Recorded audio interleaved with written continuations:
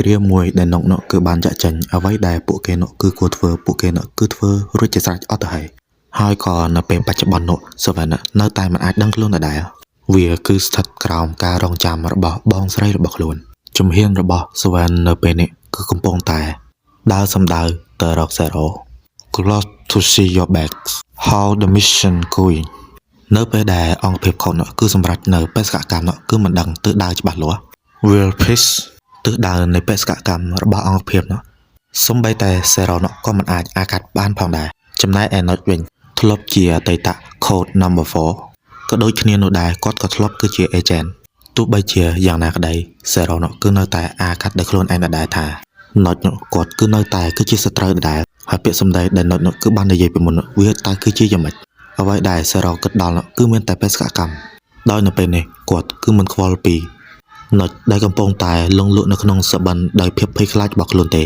ឆ្នាំនោះនៅពេលដែលគាត់នោះគឺជា Agent Code Number 4នោះអ្វីនោះគឺត្រូវបានបំផ្លាញបាត់ទៅហើយក៏សូម្បីតែ Driver របស់គាត់ក៏ដោយ Shadow Nightmare ក៏ឡើងបន្លាចគាត់ចាប់ពីពេលនោះតទៅដែលគ្រានោះហើយនោះគឺជាគ្រាដែលគាត់នោះគឺត្រូវការជំនួយបំផុតប៉ុន្តែអ្វីដែលគាត់លឺនោះគឺលើសពីសមត្ថភាពរបស់គាត់ទៅវិញ No backup finish it alone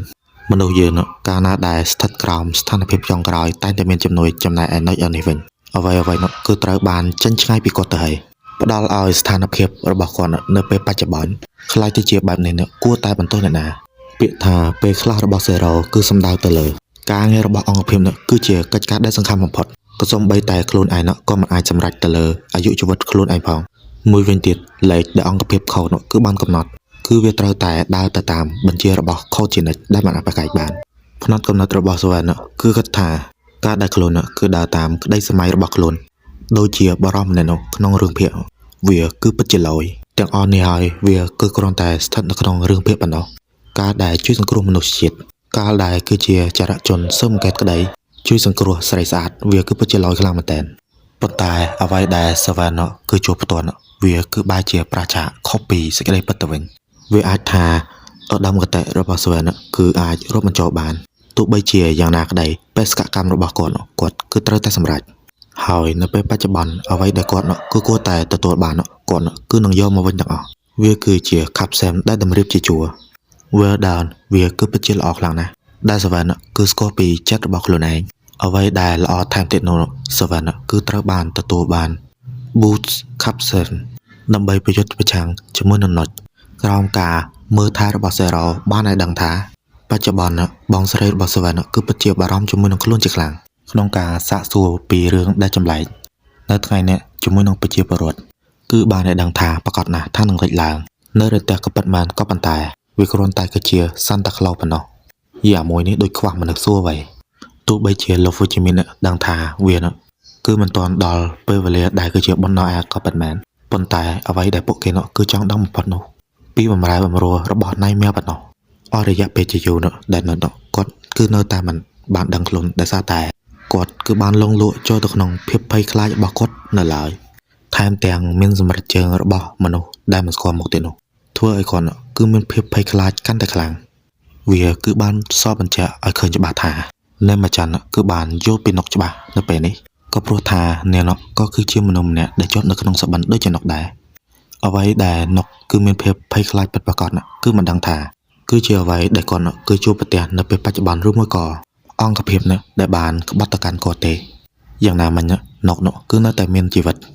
មានសាច់មានឈាមនៅក្នុងពិភពពិតចម្លែកអីតែនៅម្ចាស់ប្រសិនជានាងស្មានមកខុសនាងគឺមានជីវិតតែក្នុងពិភពសបិនប៉ុណ្ណោះអញ្ចឹងហើយទើបថាភាពភ័យខ្លាចរបស់Notchបើប្រៀបធៀបជាមួយនឹងនាងវាគឺខុសគ្នាឆ្ងាយខ្លាំងណាស់បើសិនជាយើងគឺមើលទៅមួយជ្រុងទៀតនោះទ្វីចិត្តរបស់ Odaka Tensei គឺវាគឺបានបាក់បង្ហាញថា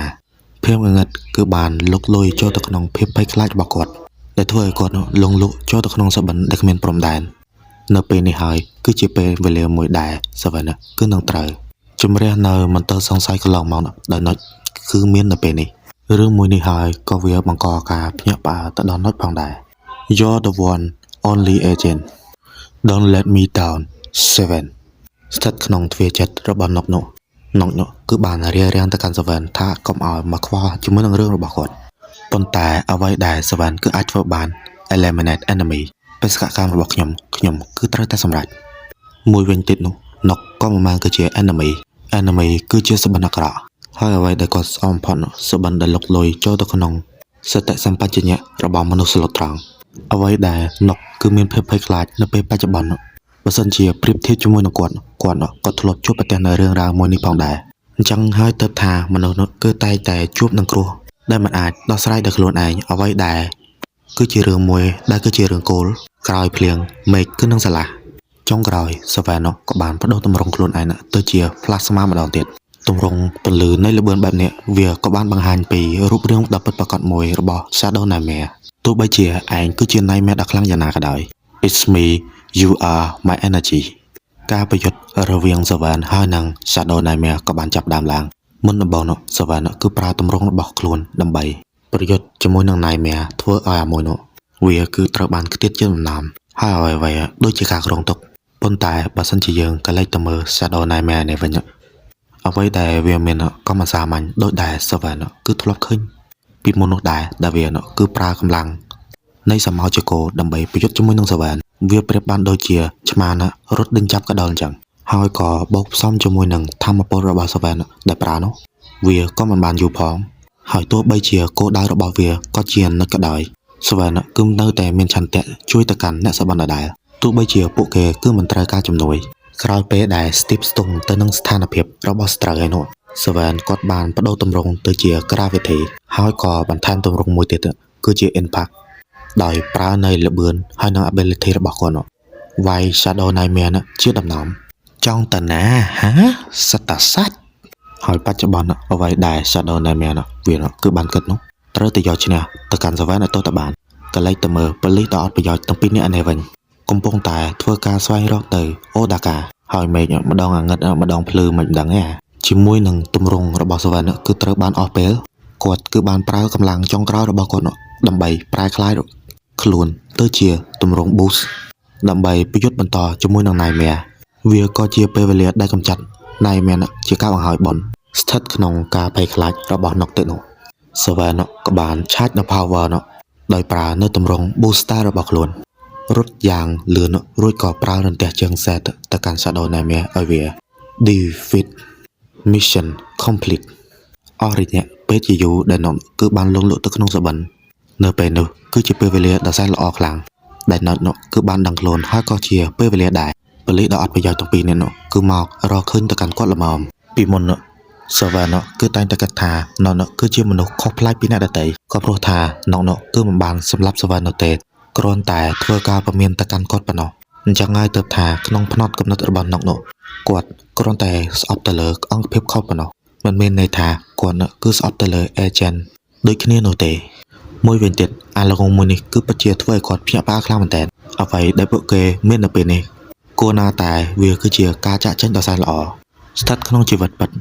ណុកក៏បានដឹងខ្លួនរីឯសាវ៉ែនក៏បានដឹងខ្លួនដូចជាណុចផងដែរ